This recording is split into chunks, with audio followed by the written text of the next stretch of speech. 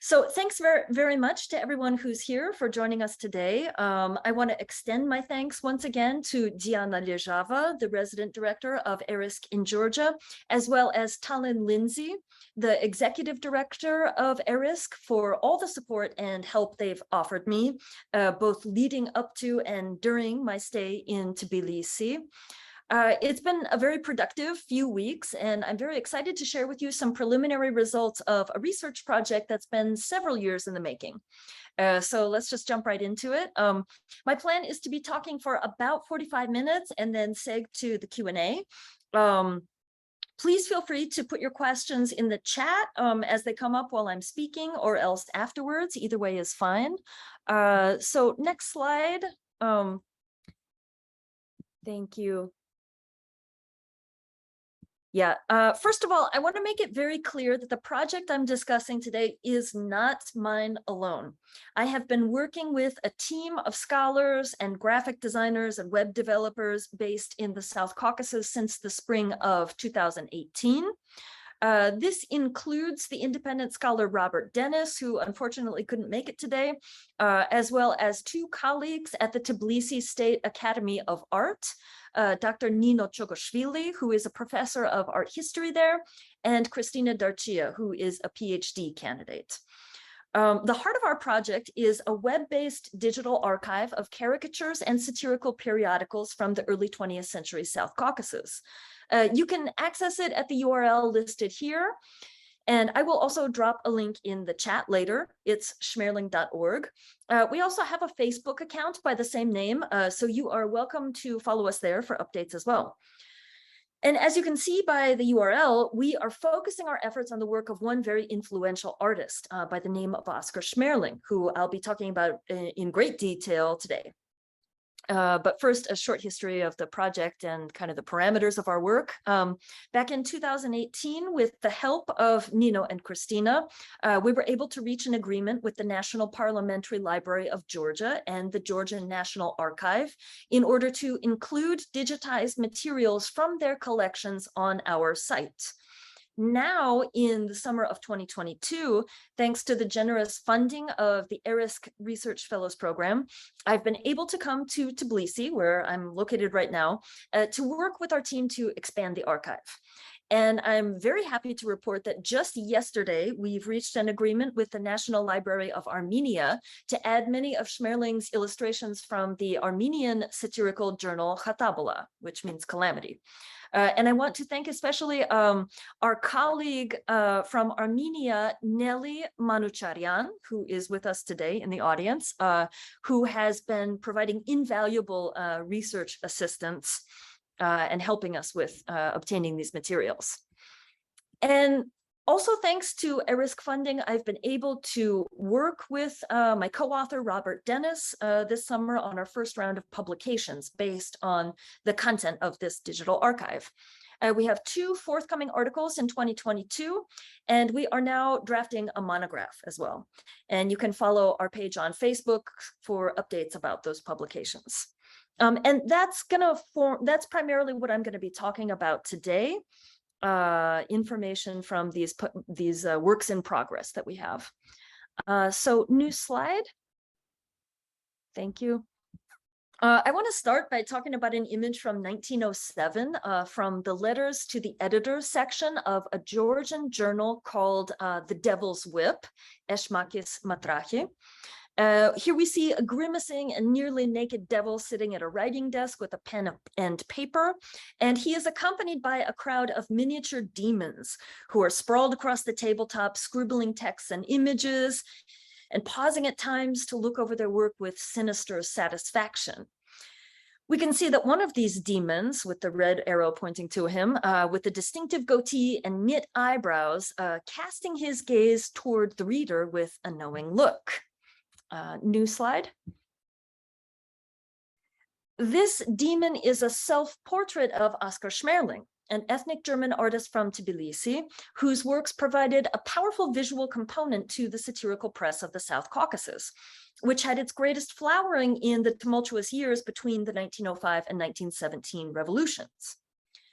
Oskar Schmerling was a prolific painter, illustrator, caricaturist, and administrator, and he seems to have taught in every educational institution in Tbilisi that trained local artists. The photos that you see here are from the private collection of Schmerling's descendants, his family members who live here in Tbilisi now, and they have generously allowed us to exhibit them on our digital archive, so you can find them there as well. In the photo on the lower left, you see Schmerling with his students teaching one of his art classes. Upper left is Schmerling with his granddaughter, Alla. In the middle, there's a shot of him at work. And on the right, we have a portrait of the Schmerling family taken in the late 19th century. And it's worth mentioning a few words about Schmerling's family because they were actually quite extraordinary. They settled in the Caucasus in a wave of German immigration that occurred at the beginning of the 19th century. One interesting fact that came up in our discussions with Schmerling's descendants here in Tbilisi is the fact that Oskar Schmerling was actually not born here, as it's commonly assumed. In fact, he was born in the North Caucasus city of Stavropol in 1863. And at the time, his father was a lieutenant colonel in the Russian military and was working as an administrator there in the Department of Nomadic Peoples. So we like to look at Schmerling or think of him as this quintessential product of empire. He and his family members are very much embedded in the structure of the Russian Empire and in the structures of cultural production of the Russian Empire. Next slide. We also see this in the work of his other family members. His uncle, Albert Saltzman, was a prominent architect working in Tbilisi. Here we see two of his buildings, the Church of Peter and Paul and the National Gallery in Tbilisi. And his daughter, Renee Schmerling, went on to become a prominent historian of Georgian art and architecture. So it's possible to say that Schmerling's entire family made a quite significant impact on the aesthetic and the material landscape of the city of Tbilisi as we know it today, as well. And they also made their mark in the research and preservation of the cultural heritage of the South Caucasus. So next slide. A few words about Schmerling's biography and career. He began caricature at a young age. He self-published a journal called Mosquito while he was still a schoolboy in Tbilisi. His work was first seen by a wide audience in St. Petersburg in the 1880s, where he contributed to major journals in both German and Russian while studying at the Imperial Academy of Art. He continued to produce caricatures for German periodicals during a stint in Munich in the late 1890s. And this is where he connected with his colleague, Joseph Rotter, who became another important illustrator for the South Caucasus Satirical Press. Our colleagues, Nino Chogashvili and Christina Darchia from the Tbilisi State Academy of Art are actually investigating this period in his career. And in general, they have a broader project that involves the German influence on the development of caricature arts in Georgia. And so their research is a good place to start to get some familiarity with more of the details of these developments. By our count, over the course of Oskar Schmerling's life, he worked for over 60 periodicals, often contributing to several simultaneously. And that number includes at least 49 Georgian language periodicals between 1906 and 1917 alone. And what we have on this slide is just a list, a very partial list of the best known journals that he contributed to. He also founded and worked as an administrator for various art societies and artists' unions. And in addition to that, he illustrated textbooks. And the image on the right is one of the earlier editions of Deda Ena, which means mother tongue, a series of language primers for Georgian school children. And this picture on the right is connected to another archival discovery that we've made this summer. This is what we see here is a 1916 edition that includes a poem by a young Joseph Djugashvili, who later came to be known as Joseph Stalin, accompanied by one of Schmerling's illustrations. And so it's also interesting to kind of see these connections, which had been completely unknown to somebody like me through the course of investigating some of this material. Next slide, please. Thank you. One of the main points we make about Schmerling is that because he was an outsider to the region's major ethnic and linguistic groups, he was in a unique position to move with ease between them. And this paved the way for his prolific career working for the Armenian, Azeri, Georgian, and Russian press. But this is also part of the reason why up until now his work has received fragmented scholarly attention. Most research on this topic focuses on his work within specific national traditions or specific journals in isolation. For example, his contribution to the history of Georgian caricature, or his contributions to the journal Mullah Nasruddin. But what we're trying to do in our work is to provide a more holistic view of Schmerling's work. We want to move him from the margins to the center and to showcase his work in full multicultural context. So now I'm going to pivot slightly to talk about the kinds of observations we've made about what Schmerling's art can tell us about the world of the early 20th century South Caucasus. And I cannot emphasize enough, and I'm sure it's well known to everyone here, that this was a world in the midst of total upheaval in every possible way. Politically, economically, socially, culturally, intellectually, you name it. So if you'll indulge me, I want to take you just for a moment back to Tbilisi in 1905 to set the stage a little bit about the kinds of changes that are occurring here. Around the time of the 1905 revolution, Tbilisi was the site of paradigm-shifting intellectual activity and violent revolutionary agitation. It was the administrative center of the Transcaucasian viceroyalty of the Russian Empire. And as such, it was one node in an extensive bureaucracy that managed the empire's power and influence across a vast territory. And this vast territory was populated by subjects of myriad languages and confessions. The discovery of oil off the shores of the Caspian Sea had turned fortunes seemingly overnight and shifted balances of power both locally and globally. While new technologies and rapidly expanding transportation infrastructure transformed everyday life across religious, class, and ethnic boundaries. Meanwhile, the empire's top-down efforts at cultural Russification led to the establishment of Russian medium educational institutions in the region. And contrary to intent, these institutions produced a multicultural and multilingual generation of intellectuals who were attuned to European models of modernity, nationhood, and political self-determination, and who were willing to turn to increasingly radical means to realize these ideals.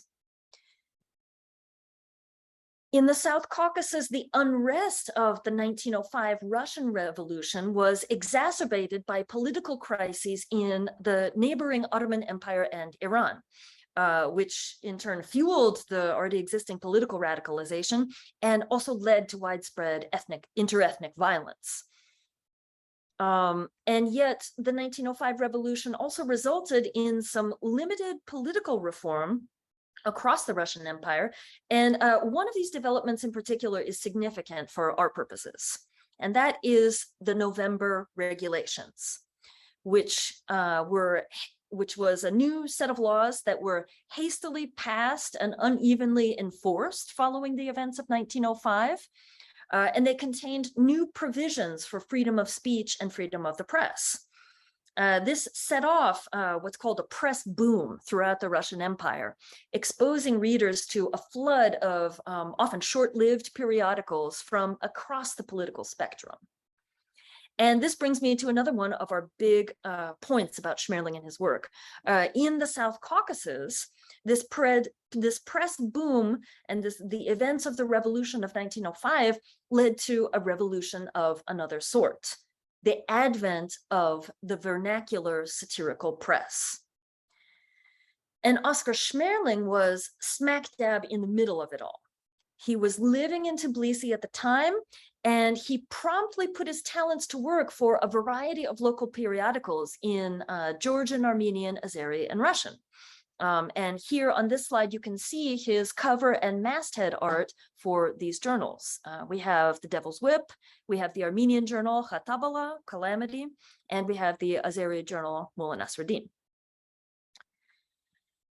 Written in local languages and skewering their subject matter with unprecedented irreverence and candor, the illustrated journals of the South Caucasus Satirical Revolution introduced a provocative mix of textual and visual content that was more accessible to the public than ever before.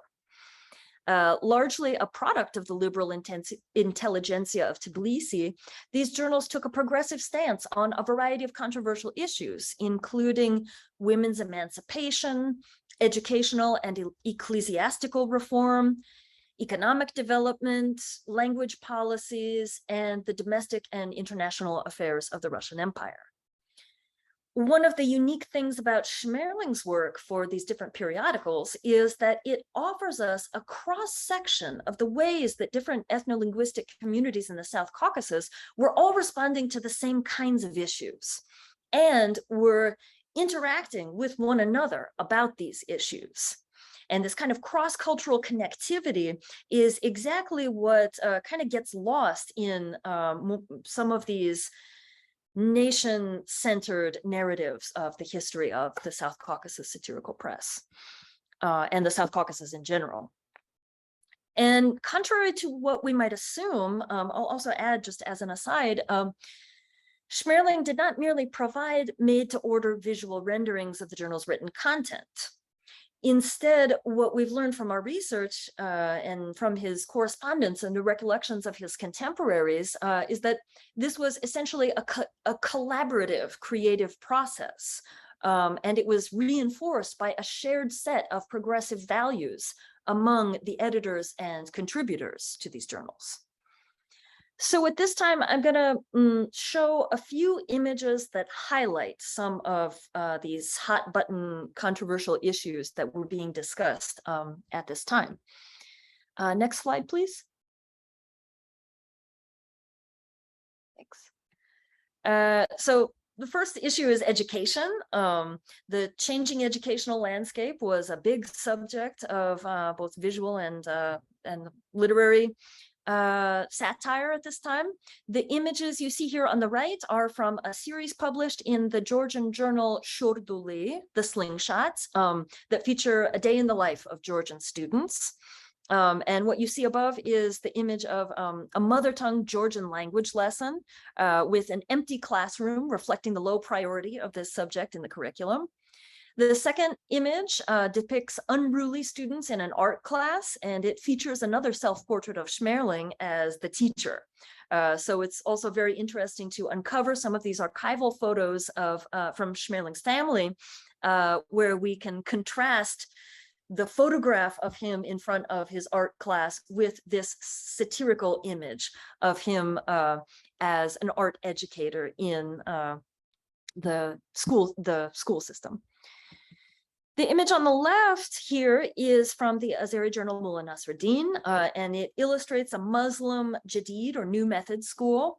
And here the hapless student is being force-fed an outrageous number of school subjects by his instructor with a pitchfork, much in the same way that a farmer feeds livestock. And this reflects the same kinds of conflicts about what subjects should be taught to students in order to equip them to face such a rapidly modernizing world. And to borrow a concept from the historian Erica Monahan, images like this can reflect the difference between the aspirations of educational reform and the often disenchanting realities of their implementation. Moving on to the next slide. Religion is the next hot button topic that Schmerling illustrated throughout his work for many of these periodicals. The image on the left is from Mullah Nasruddin, and it features the practice of ritual self-flagellation, which was part of the commemoration of the Shia holiday of Ashura. The man depicted here has injured himself so severely that he's unable to provide for his family, who are left to languish in grief and poverty. And it suggests in a way that's totally coherent with the editorial line of Mullah Nasruddin, that zealous religious practice is ultimately destructive to family life and by extension to society at large. Similarly, on the right, the Georgian Orthodox Church is a target of criticism, here portraying priests as backwards, reactionary, opposed to free speech and free thought, as we see them using bayonets to block a group of journalists from entering their council meeting. And above them is a sign in Russian that says that entrance is strictly prohibited to, quote, all writers, scholars, and smart people. So a little dig at the Orthodox Church here. Next slide. So this brings me to another frequent topic of Schmerling's visual satire, which is the press itself. And Robert Denis and I have a co-written article about this that is in an edited volume entitled Picturing Russian Empire, edited by Joan Newberg and Valerie Kivelson, and that will be forthcoming a little bit later this year. The top image in the center is from the same series on education in the Georgian journal Shorduli. Here we see a Russian lesson, and instead of paying attention to the lecture on Gogol and Pushkin, the students are absorbed in reading Russian language periodicals, reflecting a new set of priorities and a new avenue for Russian influence on the cultural landscape of the South Caucasus. Below it, we have a 1906 cover illustration from the Armenian journal Khatabala, which depicts the Russian Empire's most prominent bureaucrats dressed up in their official regalia and ghoulishly dancing around a burning pile of progressive Russian newspapers. As representatives from conservative publications stand watch in the background. And this withering take on censorship and the state's effort to control the apparatus of the press is continued in the image you see on the left from a Georgian journal. This is a caricature of the Georgian writer, playwright, publicist, and journalist Parten Gotua. The words you see inscribed on his jackets are all titles of periodicals that he headed up. Like many publishers of the time in this turbulent post-1905 media situation, in order to evade censorship restrictions, Gotua was forced to constantly publish his periodicals under different titles, and this was a very common practice. Yet, interestingly, our archival research reveals that Gotua himself was a censor up until the 1905 revolution. And so this shows us one of many ironies in the history of the development of the satirical press here. Finally, in the upper right-hand corner, we have an image from the journal Mullah Nasruddin. It shows Azeri Muslim elders instructing a boy to go around the corner and buy them a copy of the journal Mullah Nasruddin. But they also order him in no uncertain terms not to tell anyone about it. The fact that these conservative elders didn't want to be seen reading such an incendiary publication tells us something important about the polarizing nature of these journals and the relationship to identity politics. And this is confirmed in the memoirs of Mullah Nasruddin's co-founder, the writer Jalil Mehmed Guluzadeh. when he reflected back on the riots and death threats he received in response to Mullah Nasruddin, he noted that he was only able to publish such a thing because he was residing in the ethnic Georgian section of Tbilisi.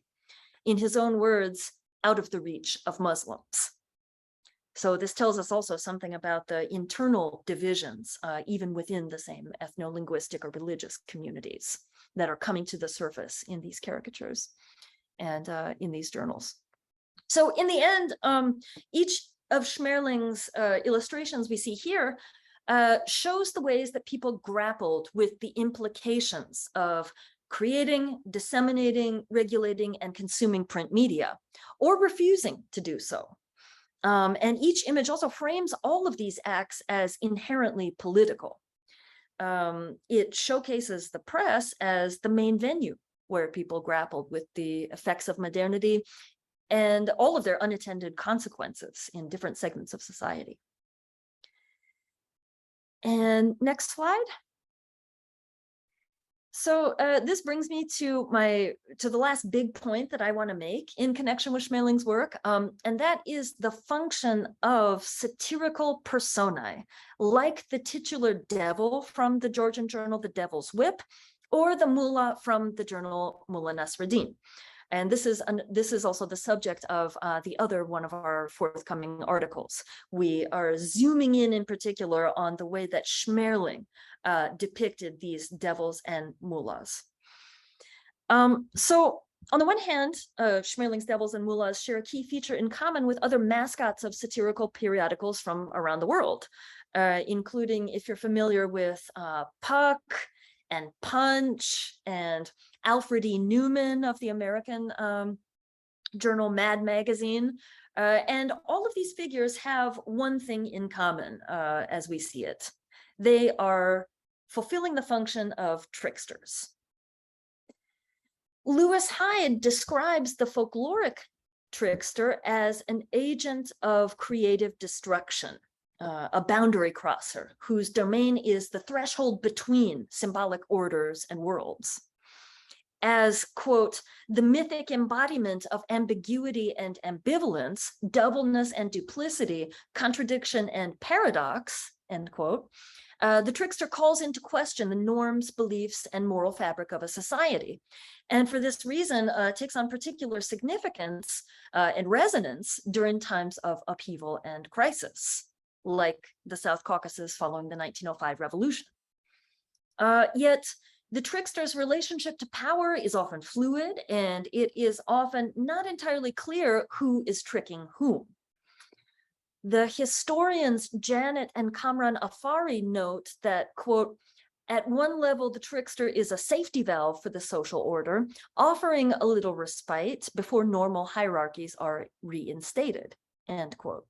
But they also note that the trickster is a source of generative potential. And the trickster can, quote, open the door to the world of imagination and present us with a glimpse of alternate forms, end quote. We see Schmerling's devils and mullahs as operating in all of these ways, enabling trickery in the satirical press on multiple levels, within the illustrated scenarios where they appear, in their interplay with the textual content of the journals, and in their emblematic role as the journal's face to the world.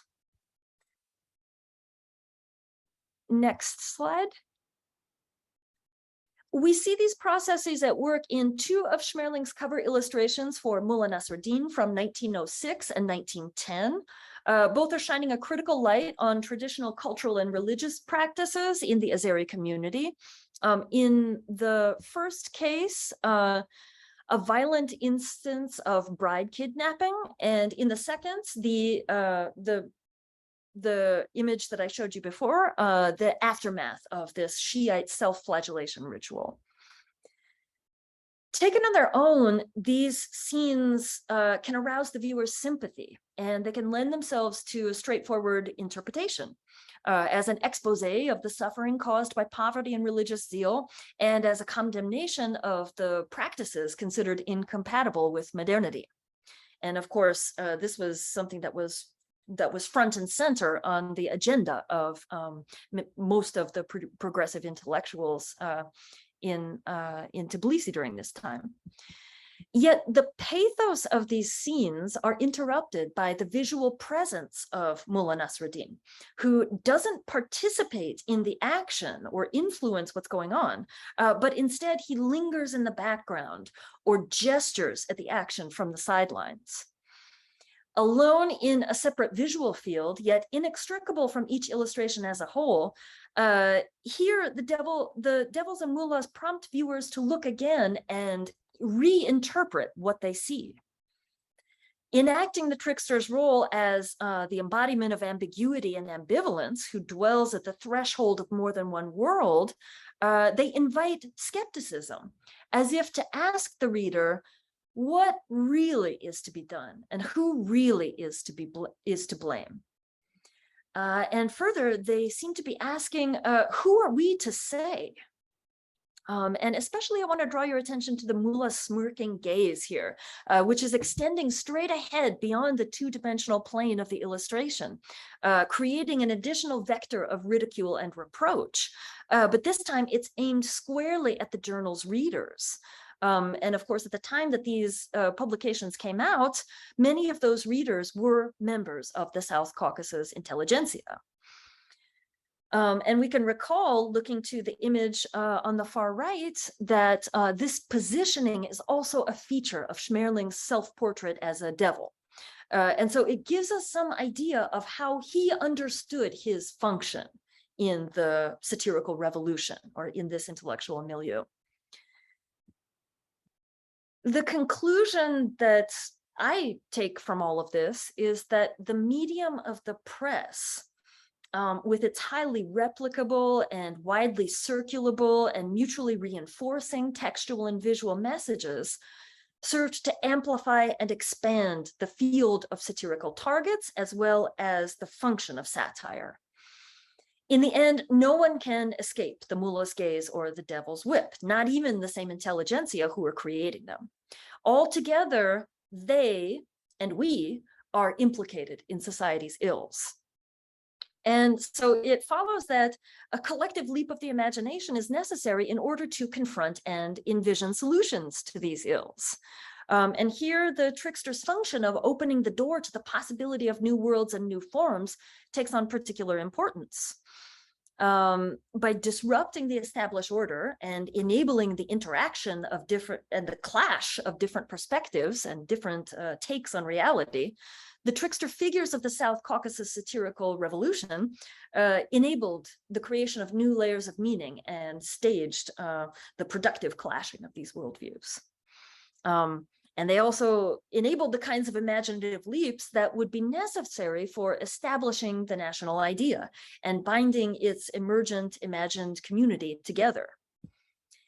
And I'll maybe expand on this a little bit more in the Q&A, but we can note that in the early work of Benedict Anderson, when he first starts talking about the role of the press in the development of the national idea and its attendant imagined communities, he uses examples of political cartoons that are adaptations of traditional stage poses of familiar characters from traditional theater, in which the character gestures towards the action, the drama on the stage, as well as at a right angle to the audience.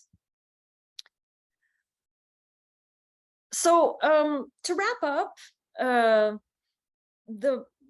wrapping up on the issue of the role of the satirical press in the process of national identity formation, we can note that these kinds of processes eventually led to the establishment of real political change, the establishment of the first independent states of the South Caucasus following the 1917 Bolshevik Revolution. And after that, the creation of the Soviet national republics and the creation of national cultural content to give form to the cultures of these republics. And it's additionally become a focal point in the construction of new national identities following independence from the Soviet Union. So it's precisely this generative potential of the trickster that's crucial for understanding, to my mind, the legacy of Schmerling's work, as well as the broader project of the South Caucasus Satirical Press in its full multicultural context. And to me, it's no wonder that Schmerling wielded these trickster figures like the devil and the mullah, and wielded the dynamics of satire and irony so memorably and to such great effect. As an outsider to the region's main ethnic and linguistic groups, he too was a liminal figure on the threshold between different worlds. And therefore, he was able to depict the rapidly changing cultural and political landscapes of this region from more than one angle, and experiment with a daring new medium in publications across several different languages. At a time when the whole world was seemingly being turned inside out, he was uniquely positioned to harness the functions of the folkloric trickster, and in order to chronicle this pivotal moment in all of its contradictions, to create space for new sense and new meaning to be made. So I'll end here. I'll end on that note. And I just want to say that ultimately our hope with the digital archive, as well as with our publications, is that we want to encourage future cross-cultural research on the satirical press of the South Caucasus. We want to show, and hopefully I have shown today, the ways in which I have benefited from working together with scholars from the South Caucasus who are experts in the cultures and print traditions that Schmerling contributed to. And I want to say thank you for attending, and hopefully we will see more research into this really exciting avenue of inquiry in the future. So now I welcome your questions.